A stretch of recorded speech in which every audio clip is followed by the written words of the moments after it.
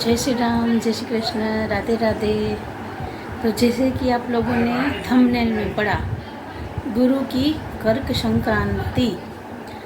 तो वैसे मैंने पिछले वीडियो में भी बताया था कि मेरा नेक्स्ट वीडियो होगा गुरु की कर्क संक्रांति के बारे में।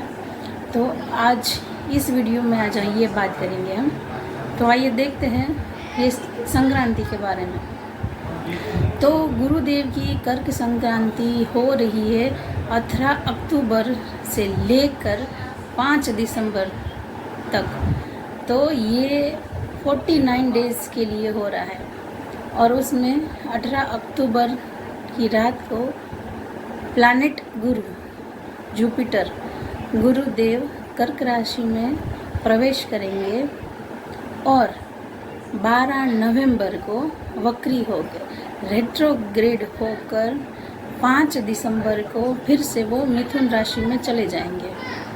वैसे तो गुरुदेव हर एक राशि में 1 साल तक रहते हैं, पर पिछली एक महीने से मई महीने से 14 मई 2025 से गुरुदेव अतिचारी हुए हैं।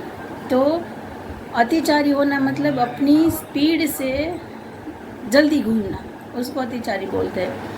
तो ये 49 डेज़ के लिए गुरु की संक्रांति हो रही है, कर्क संक्रांति। तो ये 49 डेज़ सबके लिए बेहद खास होने वाले हैं।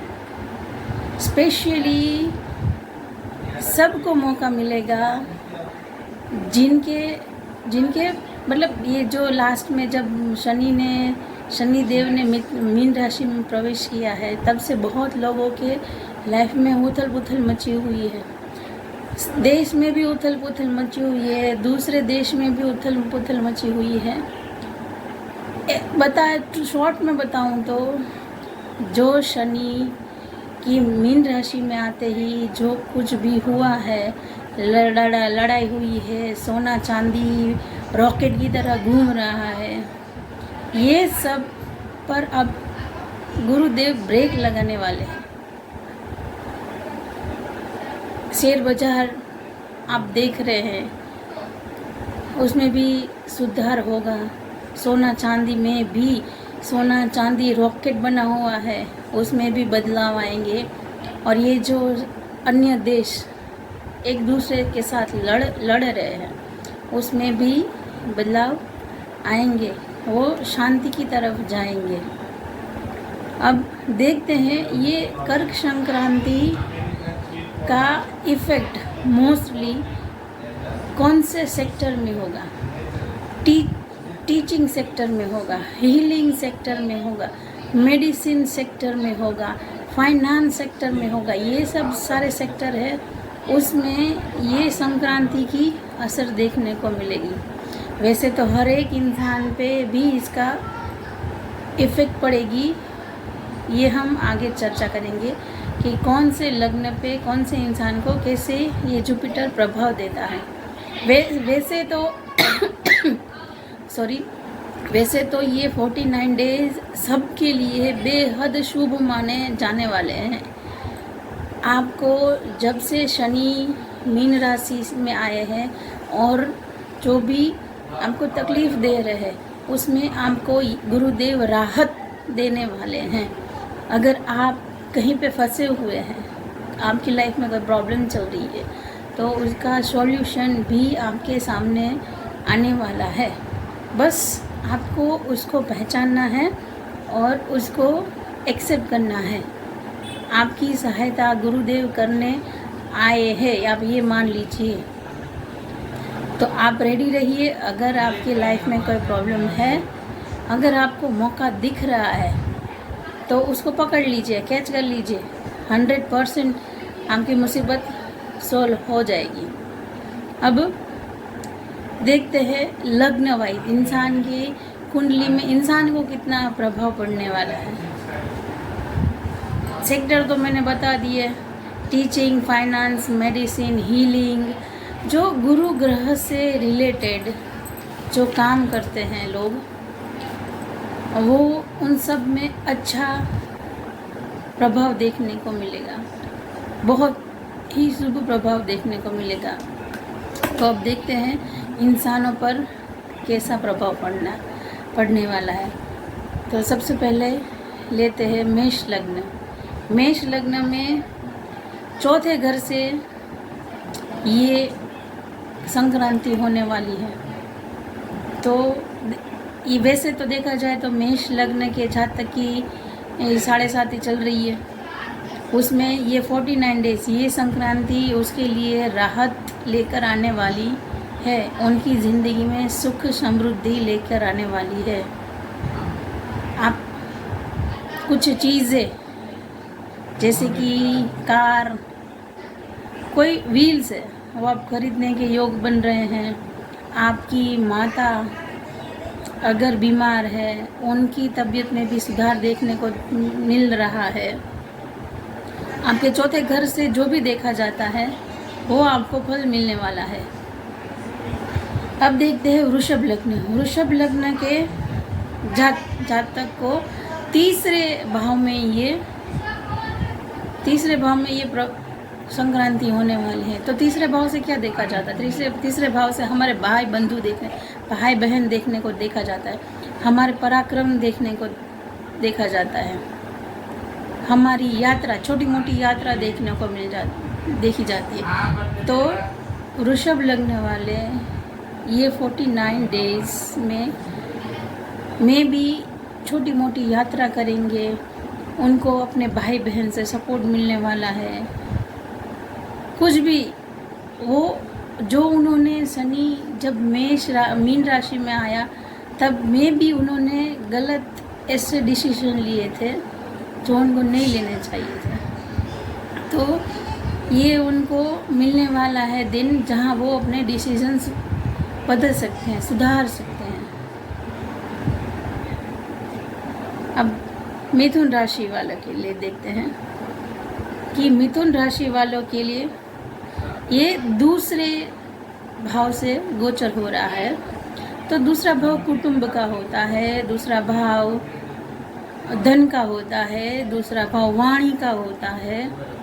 तो इन सब चीज़ों पर आपको प्रभाव देखने को मिलेंगे।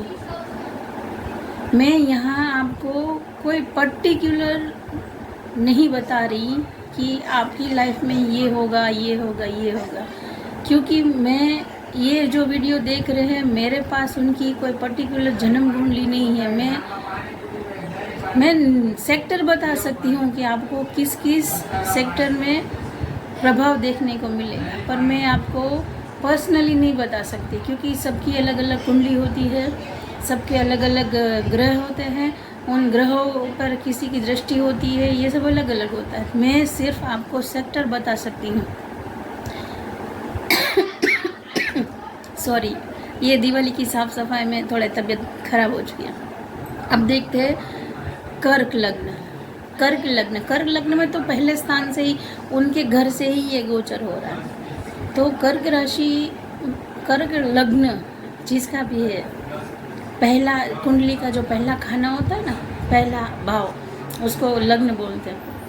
तो वहाँ से ही ये संक्रांति हो रही है। तो मतलब आपके अंदर ही इतना चेंजेस आने वाला है कि आप बिलीव ही नहीं करोगे कि यार ये मैं पहले ये था और अब ये मैं हूँ। आपकी थिंकिंग बदलने वाली है। ये उसकी साथ में दृष्टि, गुरुदेव की साथ में दृष्टि पड़ेगी आपके सप्तम भाव पर। आपकी अगर शादी नहीं हो रही है, अगर आपकी शादी की उम्र है, आपकी शादी नहीं हो रही है, तो आप में भी आपके शादी के रिश्ते आने वाले हैं। पति पत्नी के बीच रिश्ता ठीक नहीं चल रहा है, तो ये भी सही होने वाला है।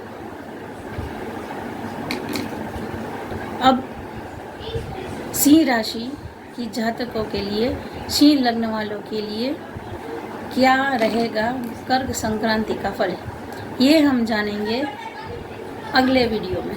मैं यहाँ आपको कोई औरों की तरह पर्सनल नहीं बताऊंगी कि ये इसके लिए हो जाएगा, आप ये करिए नहीं। मैं यहाँ आपको बस सेक्टर बताऊंगी, आप में चेंजेस होने, कहाँ आपको चेंजेस होने वाले हैं।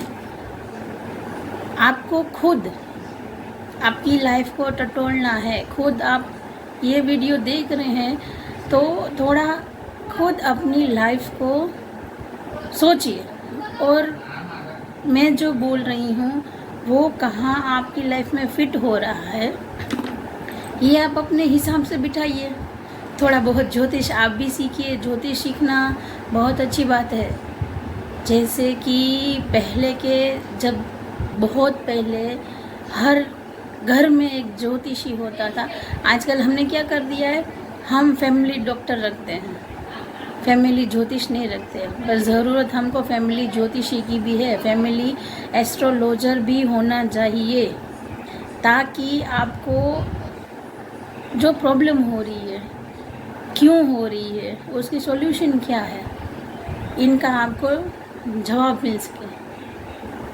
तो एस्ट्रोलॉजी मेरे हिसाब से इतनी कठिन नहीं है।